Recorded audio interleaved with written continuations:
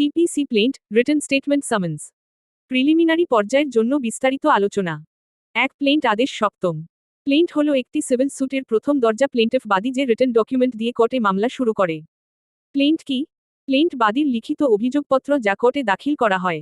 এটি ছাড়া কোনো সিভিল স্যুট শুরুই হয় না। সিপিসিতে এর বিধান আছে আদেশ সপ্তম, বিধি 1 থেকে 18 পর্যন্ত। প্লেন্ট এ কি থাকতে হবে? আদেশ সপ্তম, বিধি 1 পার্টিকুলার্স অফ প্লেন্ট। বিধি 1 ক কোর্টের নাম।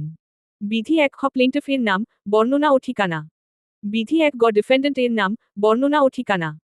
বিধি 1 ঘ প্লেন্টিফ যদি মাইনর বা আনসাউন্ড মাইন্ড হয়, তার রিপ্রেজেন্টেটিভ এর পরিচয়। বিধি 1 উম কোজ অফ অ্যাকশন মামলার কারণ এবং কখন উদ্ভব হয়েছে। বিধি 1 ছ জুরিসডিকশন সংক্রান্ত তথ্য কোর্ট কেন কম্পিটেন্ট। বিধি 1 ছ রিলিফ বা প্রতিকার যা চাওয়া হচ্ছে। বিধি 1 যদি আর্থিক বিষয় থাকে ভ্যালুয়েশন অফ স্যুট মামলার মূল্যমান। গুরুত্বপূর্ণ বিধিগুলো বিস্তারিত। কোজ অফ অ্যাকশন বিধি 1 উম কোজ অফ অ্যাকশন মানে হলো সেই ঘটনা বা ফ্যাক্টস যার কারণে বাদী মামলা করার অধিকার পেয়েছে। এটি স্পেসিফিক ও ক্লিয়ারলি লিখতে হবে। ওয়েগ হলে কোর্ট প্লেন্ট রিজেক্ট করতে পারে। ভ্যালুয়েশন অফ স্যুট বিধি 2। পেকিউনিয়ারি জুরিসডিকশন নির্ধারণের জন্য স্যুটের মূল্য উল্লেখ করতে হয়। যেমন, টাকা আদায়ের মামলায় দাবিকৃত টাকার পরিমাণ। প্রপার্টি রিলেটেড স্যুট প্রপার্টি এর ভ্যালু। রিলিফ বিধি 7। বাদী কি চাইছে তা স্পষ্টভাবে লিখতে হবে। স্পেসিফিক রিলিফ চাইতে হবে। জেনারেল বা ওয়েগ রিলিফ চাইলে কোর্ট দিতে বাধ্য নয়। সাব পয়েন্ট বিধি 8 বাদী যদি অনেক রিলিফ এর মধ্যে কিছু চাইতে ভুলে যায়, পরে সে সেই রিলিফ আর আলাদা মামলায় চাইতে পারবে না। Rule of constructive res judicata. Documents বিধি 14।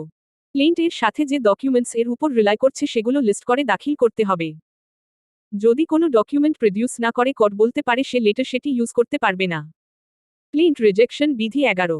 কোর্ট প্লেন্ট রিজেক্ট করবে যদি কজ অফ অ্যাকশন না থাকে, রিলিফ আন্ডারভ্যালুড হয় এবং বাদী সংশোধন করতে রাজি না হয়, প্লেন্ট স্ট্যাম্প ডিউটিতে কম ভ্যালুড হয় এবং বাদী ঠিক না করে, ক্লেম ল অনুযায়ী টাইম বার্ড হয়, প্লেন্ট অন্য কোনো আইনে বার্ড হয়।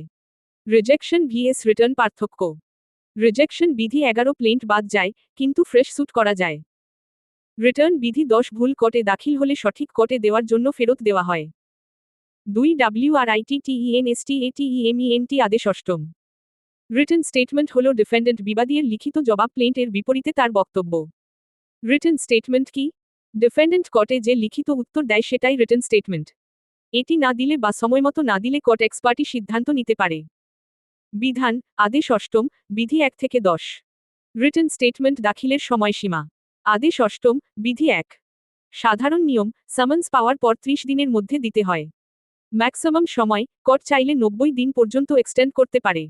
কিন্তু 30 দিন পার হলে কারণ দেখাতে হবে। 90 দিন পার হলে আর এক্সটেনশন নেই। রিটেন স্টেটমেন্ট এ কি থাকে? বিধি 2 ডিনায়াল অস্বীকার। প্লেন্ট এ যা বলা আছে প্রতিটি ফ্যাক্ট স্পেসিফিকলি ডিনাই করতে হবে। অবেসিভ ডিনায়াল চলবে না, মানে এমনভাবে ডিনাই করা যাবে না যাতে ক্লিয়ার না হয়। যদি কোনো অ্যালিগেশন ডিনাই না করে, সেটা অ্যাডমিট করা হয়েছে বলে ধরা হবে। বিধি 3 অ্যাডমিশন স্বীকার। যে ফ্যাক্টস সত্য, সেগুলো অনেস্টলি অ্যাডমিট করতে হবে। আননেসেসারি ডিনায়াল করলে কোর্ট কস্ট দিতে পারে। বিধি 6 সেট অফ পাল্টা দাবি। ডিফেন্ডেন্ট যদি প্লেন্টিফ এর কাছে টাকা পাওনা থাকে রিটেন স্টেটমেন্ট এই সেই দাবি করতে পারে। এটাকে বলে লিগ্যাল সেট অফ। শর্ত, দাবিটি must be as certain liquidated নির্দিষ্ট পরিমাণ। একই স্যুটে রিকভারেবল হতে হবে। উভয় পক্ষ সেম ক্যাপাসিটিতে থাকতে হবে। বিধি 6 ক ইকুইটেবল সেট অফ। আনলিকুইডেটেড ক্লেম হলেও সেট অফ হতে পারে যদি প্লেন্টিফ এর ক্লেম এর সাথে ক্লোজলি কানেক্টেড থাকে। এটি কোর্টের ডিসক্রেশনে থাকে। কাউন্টার ক্লেম বিধি 6 খ। ডিফেন্ডেন্ট প্লেন্টিফ এর বিরুদ্ধে আলাদা দাবি করতে পারে। সেট অফ এবং কাউন্টার ক্লেম এর পার্থক্য। সেট অফ শুধু প্লেন্টিফ এর ক্লেম কমাতে বা নামিয়ে দিতে ব্যবহার হয়। কাউন্টার ক্লেম প্লেন্টিফ এর ক্লেম এর বেশিও হতে পারে, স্বাধীন দাবি। বিধি 4 নিউ ফ্যাক্টস নতুন ঘটনা। ডিফেন্ডেন্ট যদি কোনো নতুন ফ্যাক্ট তুলতে চায় রিটেন স্টেটমেন্টে তুলতে হবে। যেমন, payment already made, fraud, limitation, release ইত্যাদি। এই নতুন ফ্যাক্টসকে বলে অ্যাফার্মেটিভ ডিফেন্স। রিটেন স্টেটমেন্ট না দিলে কি হয়? বিধি 10 কোর্ট ডিফেন্ডেন্টকে অরাল এক্সামিনেশন করতে পারে। প্লেন্ট এর অ্যালিগেশনস অ্যাডমিটেড বলে গণ্য হতে পারে। কোর্ট এক্স পার্টি ডিক্রি দিতে পারে। আদেশ নবম দেখুন। 3 সামন্স আদেশ পঞ্চম। সামন্স হল কোর্টের পাঠানো আনুষ্ঠানিক নোটিশ, ডিফেন্ডেন্টকে জানানো হয় যে তার বিরুদ্ধে মামলা হয়েছে, সে যেন কোর্টে হাজির হয়। সামন্স কি এবং কেন? প্লেন্ট দাখিলের পর কোর্ট যদি মনে করে স্যুট চলবে তখন ডিফেন্ডেন্টকে সামন্স পাঠায়। এটা ন্যাচুরাল জাস্টিস এর নীতি, কাউকে না শুনে তার বিরুদ্ধে সিদ্ধান্ত নেওয়া যাবে না। বিধান, আদেশ পঞ্চম, বিধি 1 থেকে 30। সামন্স জারির পদ্ধতি সার্ভিস অফ সামন্স। বিধি 12 পার্সোনাল সার্ভিস সরাসরি তামিল। ডিফেন্ডেন্টকে সরাসরি সামন্স দেওয়া সবচেয়ে উত্তম পদ্ধতি। ডিফেন্ডেন্ট নিজে নিলে পার্সোনাল সার্ভিস সম্পন্ন। বিধি 15 সাবস্টিটিউটেড সার্ভিস বিকল্প তামিল। কখন ব্যবহার হয়? ডিফেন্ডেন্ট বাড়িতে পাওয়া যাচ্ছে না, ডিফেন্ডেন্ট ইচ্ছাকৃতভাবে এড়িয়ে চলছে, তখন পরিবারের অ্যাডাল্ট মেম্বার এর কাছে দেওয়া যায়, বাড়ির দরজায় সেটে দেওয়া যায়। বিধি 20 সার্ভিস বাই পাবলিকেশন বিজ্ঞাপনের মাধ্যমে। ডিফেন্ডেন্ট খুঁজে পাওয়া যাচ্ছে না বা বিদেশে আছে, কোর্ট গেজেট বা নিউজপেপারে বিজ্ঞপ্তি দিতে পারে। এটাকে বলে সাবস্টিটিউটেড সার্ভিস বাই নিউজপেপার। বিধি 21 সার্ভিস আউটসাইড বাংলাদেশ।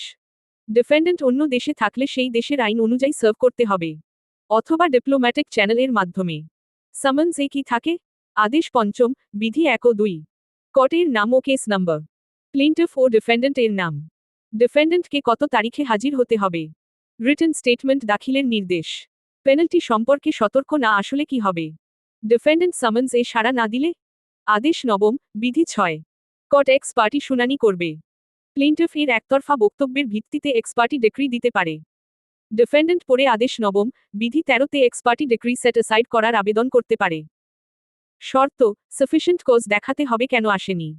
তিনটির মধ্যে সম্পর্ক ফ্লোচার্ট আকারে। বাদী প্লেন্ট দাখিল করে। আদেশ সপ্তম, কোর্ট প্লেন্ট দেখে রিজেক্ট রিটার্ন অ্যাকসেপ্ট। যদি অ্যাকসেপ্ট হয়, কোর্ট সামন্স পাঠায় ডিফেন্ডেন্টকে। আদেশ পঞ্চম, ডিফেন্ডেন্ট সামন্স পায়, ডিফেন্ডেন্ট রিটেন স্টেটমেন্ট দাখিল করে। আদেশ অষ্টম, মামলার মূল শুনানি শুরু হয়। Quick comparison table. বিষয় প্লেন্ট রিটেন স্টেটমেন্ট সামন্স। আদেশ সপ্তম অষ্টম পঞ্চম। কে দেয় প্লেন্টিফ ডিফেন্ডেন্ট কোর্ট। উদ্দেশ্য মামলা শুরু জবাব দেওয়া নোটিশ দেওয়া। সময় শুরুতে 3090 দিনের মধ্যে প্লেন্ট গ্রহণের পর। না দিলে মামলা হয় না এক্স পার্টি ডিক্রি। মনে রাখার টিপস। প্লেন্ট বাদীর অভিযোগ, সামন্স কোর্টের ডাক, রিটেন স্টেটমেন্ট বিবাদীর জবাব। এই তিনটি একসাথে সিভিল স্যুটের প্রথম ধাপ সম্পন্ন করে।